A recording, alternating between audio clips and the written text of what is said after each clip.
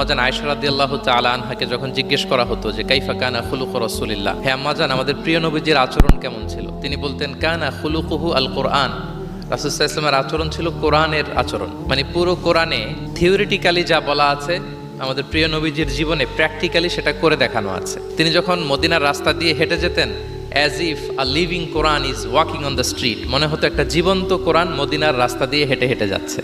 কানা খুলুকুহু আল কোরআন। তো উনি কিভাবে মানুষের সাথে আচরণ করতেন? উনি কি হুট করে রেগে যেতেন আমাদের মতো? কর্কশভাষী ছিলেন? বাজে আচরণ করতেন কারোর সাথে? ওনার ব্যবহার দিয়ে, বিহেভিয়ার দিয়ে কখনো কারো মনে কষ্ট দিয়েছেন এমনটি কি আমরা কখনো কেউ শুনেছি?